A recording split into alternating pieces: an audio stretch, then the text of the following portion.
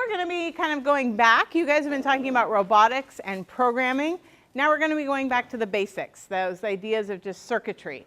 And what does it mean to build a circuit, and why do all of these things work? And so to do that, we're going to be using snap circuits, and then, as Tony said, we're going to also be using some online simulations later today, as long as we can get them working. And we're going to be talking about where does the math come into this, because you always hear teachers talking about great robotics programs and all of this stuff, and then if you ask what's the math, they're kind of like, well, it's really cool stuff we're playing with. And so we're going to be talking about how does that math come into play, and how can you really bring that into the classroom. And so I'm going to start you off today. Tony's passing something out.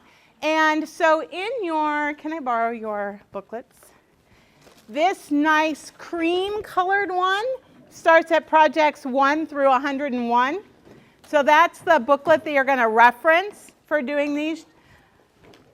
So what I'd like you to do is, at your table with your group mates, I'd like you to build projects 1, 8, and 9. And as you're doing that, there are some questions for you to answer. Don't feel like you need to have an exact, precise answer. We really just want to share ideas about what you think. And then the last one is a circuit of your choosing. I will ask that you choose from those first 100 projects, so stay in the same booklet, but you can choose one in there. There are a few that require water, so you may want to either find some or, avoid those. But either way, so take about 20 minutes, and with your group, with your circuits, build projects 1, 8, 9, and one of your choice, and answer those questions on the handout that you just got, and then we'll come back together and talk about it.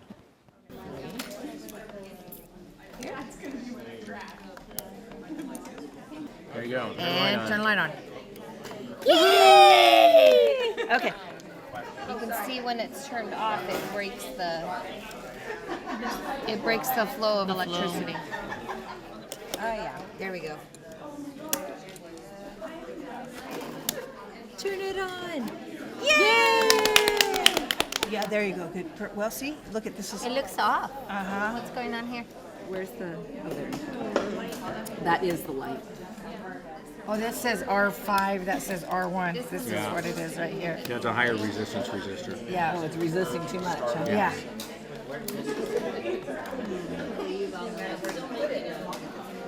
Because they have you put it in backwards first. How rude. Okay. They do, because it says it. Okay. It says, Well, I was wondering about this because since the LED this is is right? in backwards, so current cannot flow. Because this 'Cause is the plus. Yeah, it goes from So positive to that's- negative. I'm like, well, that's not right when I saw it. Describe your ideas of why electricity can only pass in one direction through an LED. I think it will reduce the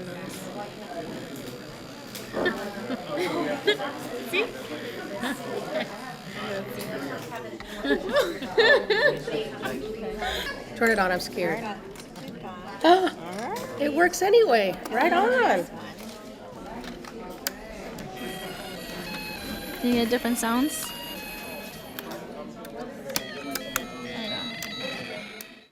So just now that you've had some time to play around with these and make a few circuits, does anyone have any just thoughts that they want to share or anything? Yeah. Oh my gosh, this is the most awesome thing ever. Because I'm trying to do I've done electricity for I can't tell you how long, and they're like, and it's because the wires are all chewed or whatever. You're like, this.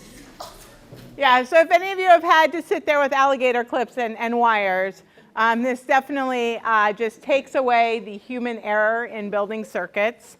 The snaps are very nice, especially for younger kids that just, it's all over the place. Any other just thoughts that you wanted to share before we move on? Yeah. I think it allows the kids to have quicker thinking, but easier manipulation. Yeah, it takes it so that they're not spending so much time on the how to get everything connected and really thinking about what's happening. And the schematics are nice as a start. You can also then take those away and ask them to build different things, different tasks. They can, have them or not, depending on what they're ready for. I know that we've been talking since last Friday about perseverance and how, and a lot of kids will stop. They hit a roadblock, they'll stop. And I see where, with this, just with us, we hit a glitch and it was, well, what do we have wrong? What isn't connected? And I see where this is going to allow the students to, to that perseverance. Instead of, did we not wrap it the right way or whatever, is it not fully connected? It's no longer that, it's the part, all of the pieces the way they're supposed to be, and if not, where? Yeah, no, that's a good point. And, I'll be honest, these can work with 4-year-olds that just want to start to build stuff and realize that, their flashlight works because stuff is connected in the right way. I've also seen teachers use it with AP Physics, but they weren't giving them the schematics. They were asking them to, complete tasks, and sometimes they even took the batteries away and just had them, have the magnet and the wire coils. So you can change the level depending on what your students need, and, they can make it as difficult or as easy as they want, depending on, how challenged, what level of challenge they're ready for. So I have a few questions to ask you.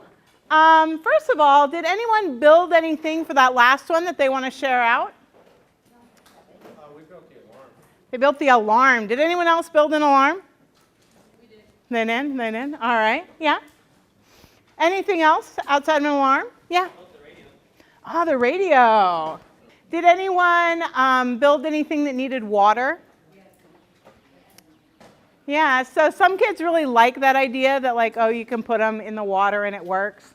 It's kind of a cool thing for them to realize that that's one easy one for students to see, something that's conductive, and it's not that traditional metal that we think of as conductive. What does it, if I were to ask you, what does it mean for the circuit to turn on or off? Does anyone have any ideas on how you would answer that? Turning on the circuit allows the flow of electrons through the circuit. Okay, so what do you mean by flow of electrons? From the positive part of the battery to the negative side of the battery. Okay, and so can you see them running around? No, you can't. You can see it if you have a light or an LED or a light bulb. Right. That is a witness of the flow of electrons. Mm-hmm. Does anyone else have any other ideas of what it would mean to turn it on or off? Can I flip the switch on okay, I'll restate the question. If I flip the switch on, does that mean that does that automatically mean the light bulb will light? No. Why not?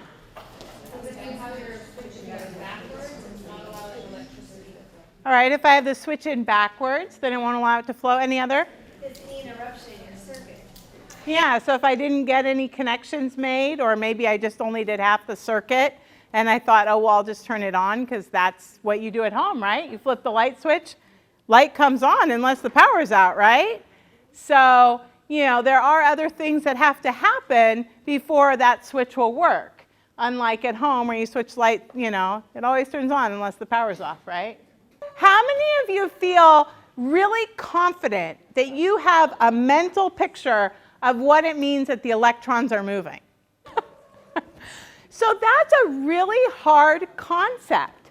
That's something that we say it, we know it's what we're supposed to say, we learn the words in school, but it's something where getting that mental model of what's happening is very difficult.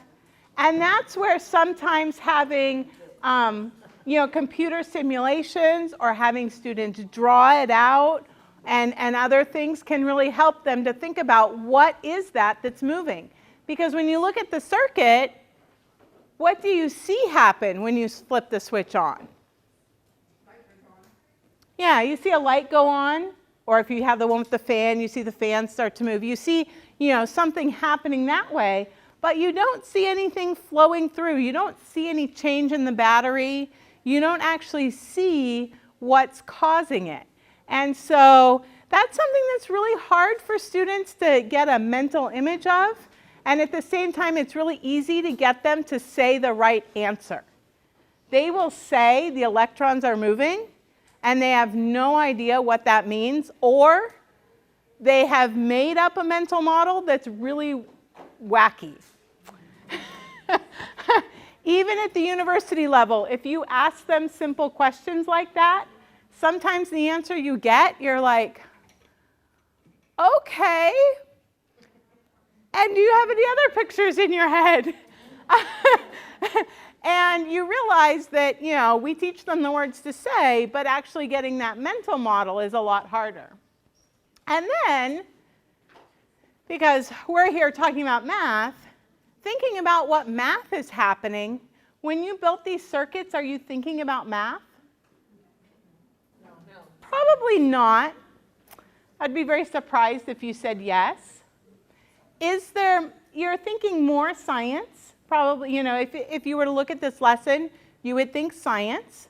But there is a lot of math that goes into it, and you can embed that in and have it as your science and your math, but you have to bring it out explicitly for the students. And so we're going to explore a few things in a minute that will start to look at that. Series and parallel, so what's the difference? Parallel circuit, if you notice, they're all connected in parallel, so they're not in a line, but they're equally in there. And then they're series, where they're one after another. So you're going to be seeing that. The reason I put this up there is that depending on how you make your circuit, one is additive in resistance and voltage and everything, and one is not. And so you'll see that in a minute. It will become clear why I even talked about this. But how are the batteries set up in the snap circuits? Are they in series or in parallel? They're in parallel. So they're parallel together and then coming out. So they're not connected in a row. So you'll see this. I'm going to bring this back in later. But anyway, the reason I bring this up is because when we look at the computer simulations, depending on how you hook everything up, you may see that the voltage goes up and you may not, depending on if you put them series or parallel. So the math behind this is actually pretty simple, but we don't usually introduce it at an early age. And so how many of you have heard of, just by raise of hands, how many of you have heard of Ohm's law? So a few, all right. So Ohm's law is just a basic law of electronic circuits, and it states that the current passing through a conductor is proportional to the voltage over resistance, blah, blah, blah. So that's how, when I read these long things, that's what I hear in my head, blah, blah, blah. So what it means is the voltage in your circuit is equal to the current times resistance. And for those of you that have had to take physics courses, you see it as V equals IR. The current is represented as I, and the resistance is represented as R. Now in the snap circuits, the resistance doesn't change much unless you're doing the one where you put the paper clip on there. If you change the type of metal in there, you can be changing the resistance of part of the circuit. But it's not a huge difference. But the nice thing about this equation is that it lets students solve for a variable. It lets them manipulate one to see another. If they keep resistance constant, they can see how voltage and current interact. They can solve for resistance, voltage, or current. There are a lot of different things that you can do within this equation. You can also bring in data and let them see what would be, you know, sometimes when we make an electronic circuit, we want the resistance to be very low. Sometimes we want the resistance to be very high, you know, depending on what our function is that we're wanting to have happen. And so you can also start to look at data tables and bringing in your own data and saying, okay, now let's see what would be the best so that we can get this current or this resistance or this voltage. And so just a few things that students can do. They can graph data to explain the relationships that happen in this equation. They can solve for an unknown. They can manipulate it and see different things that they can solve for. So depending on if you're working with younger students or with middle school or with high school, you can vary how difficult it is, but there are a lot of things you can do with this simple equation. And so I'm hoping this works. And so what I want you to do, and I'm going to show you what these are before I put this slide back up. Hopefully mine still work. So I'm going to have you explore two different simulations. And so one, and I'll put those websites back up in a moment. One is simply it's set, and then over here you can change the voltage and the resistance. And you start to see what happens to the current. The other one, if I can get it to work, I did a moment ago. It was somewhere working. The other one is a little bit more complex, and this is why I brought up that series and parallel, is it gives you wires that you can bring out, and batteries you can bring out, and light bulbs and switches. And then it also has a voltmeter. And so you can test for the voltage in your circuit when you turn it on once you build it. So depending on if you put things in series or parallel, you're going to see a change happening. And you can start to play around with it. And this is a nice way to have the voltmeter without having to have one in your classroom. So what I'd like you to do is, and it'll take you a few moments to get these up and running, and if you have trouble, let us know and we'll come around and help. But what I'd like you to do is, you don't need to have every person at your table have the website, have the simulations up. If you just have one computer per table, that's totally fine. What I'd like you to do is, once you have these installed, I would like you to explore them, just start to play around, and then, I'll go back to the other slide in a moment after I give you the directions, and so y'all have the websites, and then I'll go back to this one after everyone has it up. I'd like you as a group to come up with a question you would like to explore, and then use the simulation to gather data and answer your question. And I personally, there's a variety of questions you can ask. And even if two tables are asking the same question, you can collect different data. But once you've done that, I want you to use the data to answer your question. And so really, I'm looking for if whatever conclusion you come up with can be supported from the data you collected.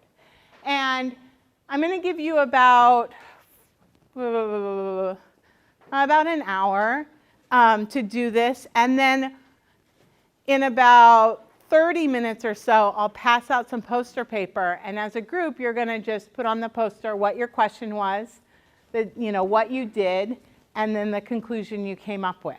So as I said, I'm going to go back to this just to give you the websites, and once everyone has them up, I'll move back to the slide with the directions. As I said, you just need one computer per table. Load the two simulations, and if you have trouble, just let us know and we'll come around and help you. And then as a group, decide on a question. This one or the second one?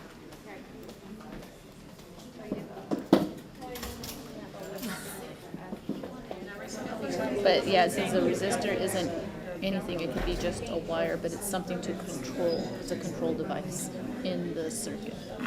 The more resistance you So more, add, more resistance now. the amps go down, but the voltage is not going to change. It's just measuring for 14 because Very cool. You need to switch. Because it's a. From here to here, it's adding the 2 batteries. Did I spell amperage right? A-M-P-E-R-A-G-E?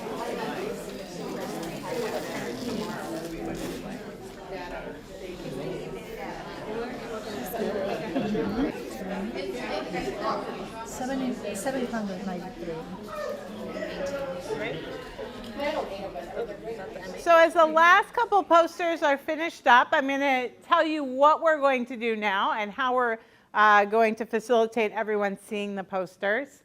And so I would like you to go around as a group just so that you have the same people that you worked with on your question, you can then discuss the other posters with.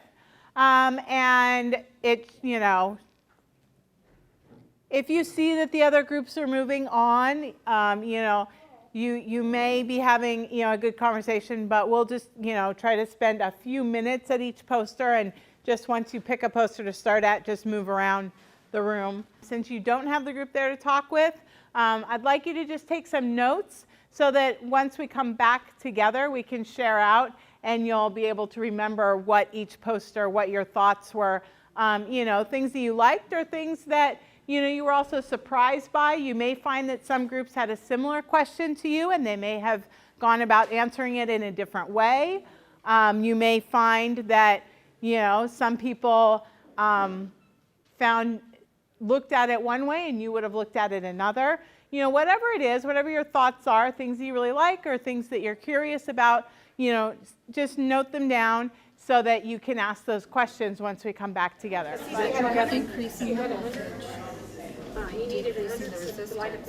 When I saw it, I go, how would you show that? That's really good. What a great way of doing it.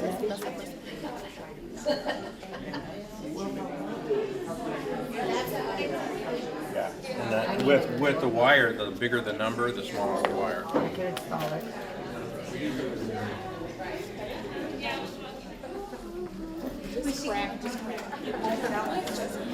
You put 40 and 40 here, they have to be exact distance.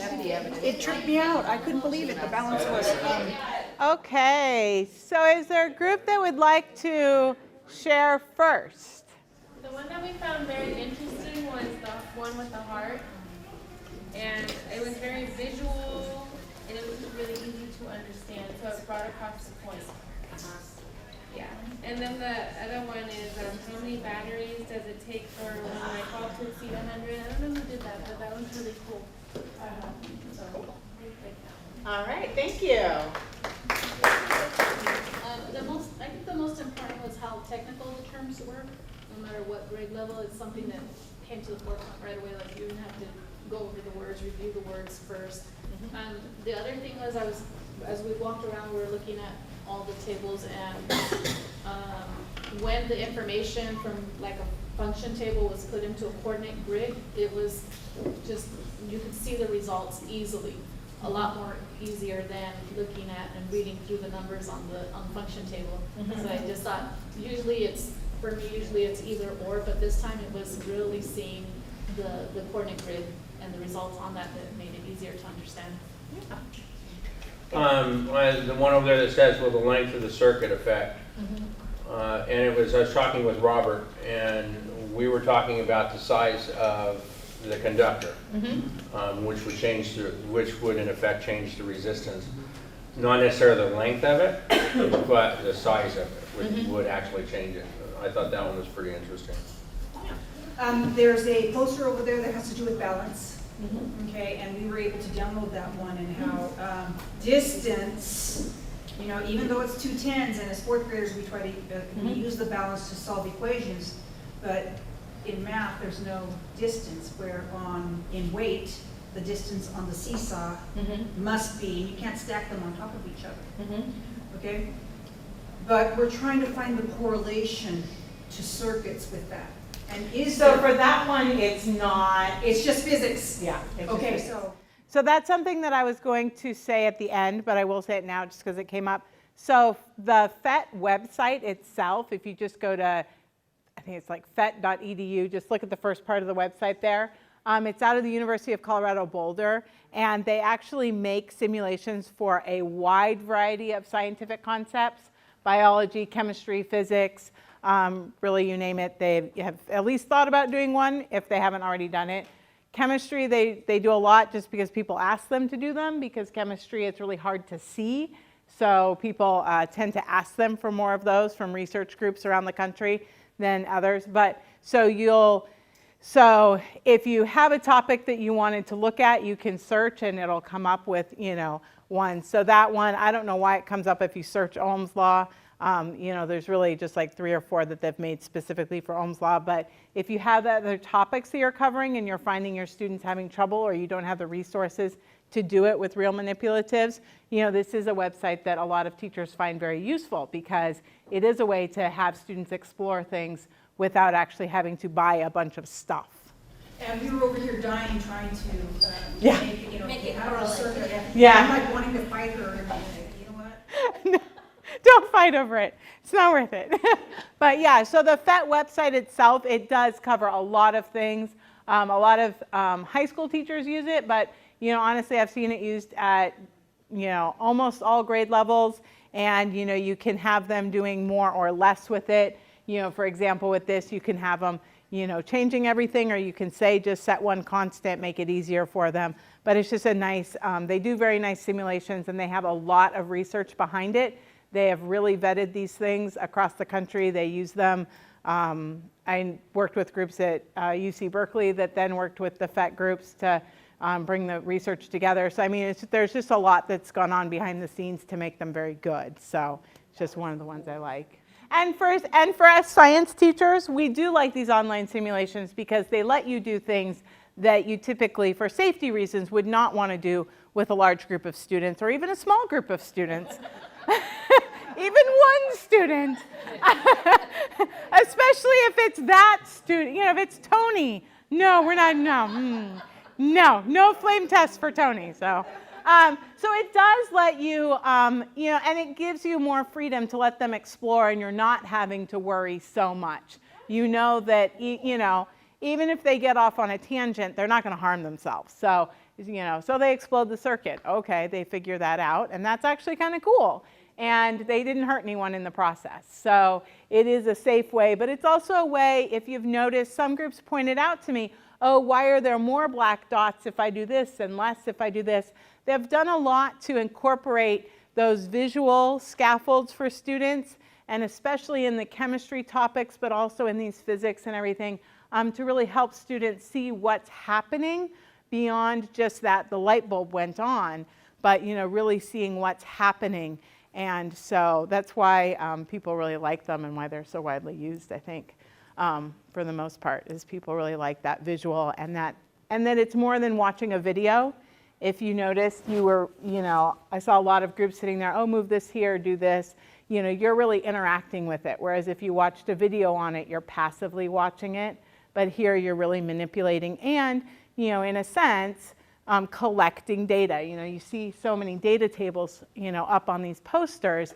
You weren't able to collect data, using, manipulatives, in the real world, but online you could collect that data and see. And you can also, as a teacher, then bring in larger data sets, or a set that you collected, either before or after, to help scaffold them as well. The other nice part about it is that you can look at the same question and you may come up with the same conclusion, but you will not have the exact same data table as another group. You may have set your voltages differently, or your resistance differently. So it's nice that it's not so scripted for students, and so they honestly get to come and create an idea on their own. And so it's nice to let them do a little bit more than just looking at data that you bring in. So are there other things that you wanted to say on that, or we'll move to the next? All right. So we are going to just remember these for tomorrow, because tomorrow we're going to be discussing assessment for part of the day, and we will bring this back up, just this idea of these more open-ended questions with students.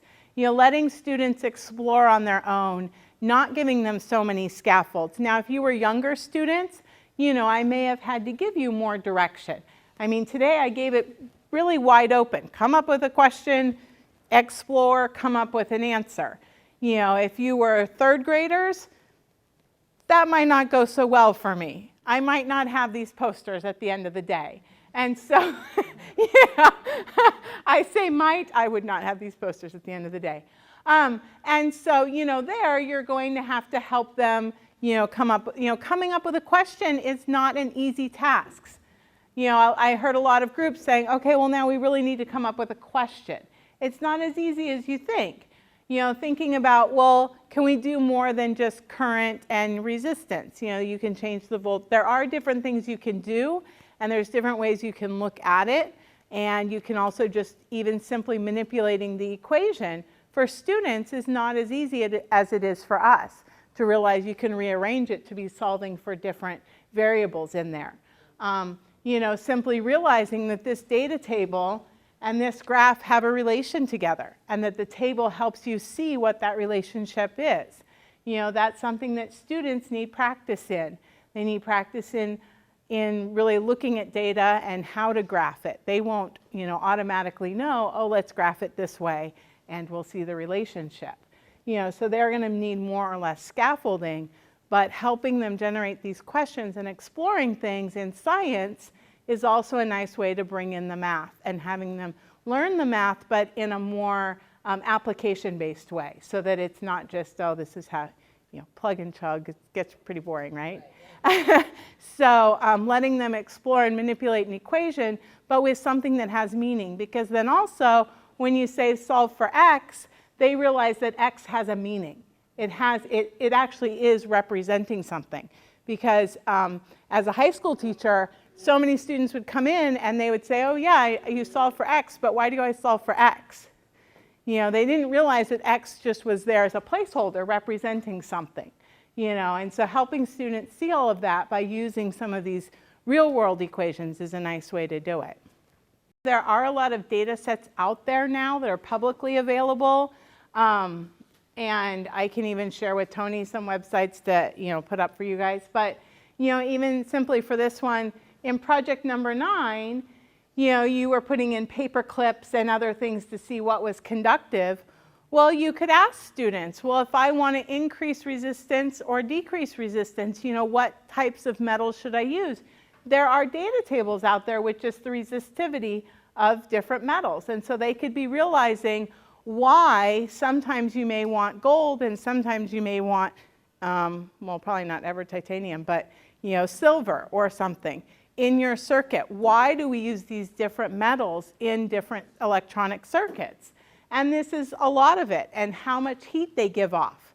You know, you don't want to have using all metals that give off a lot of heat, because then your computer is going to get very hot.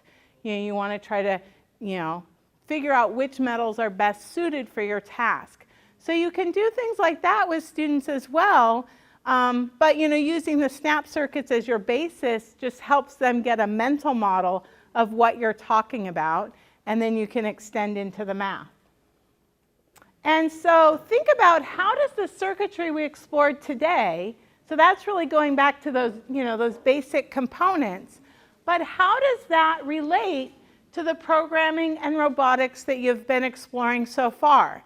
Because they are all integrated, but you know, in different ways. You may think about how that, you know, when you set the programming and you have your robot, you know, do whatever it's going to do, set up the sensor, move the arm, you know, but how are all those really integrated? Because we're going to be thinking about that in terms of how would you actually bring this together to students so that you're not presenting 3 separate topics at the end of the day in your class, but so that the students can start to see some overlaps of why you might start out just learning about circuits, but then get all the way to robotics, or vice versa, start out with robotics and get back to that basic circuitry.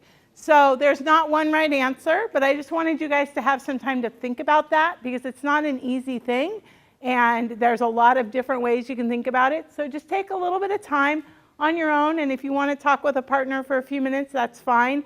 But do just take at least a few minutes at the end and write down your own thoughts.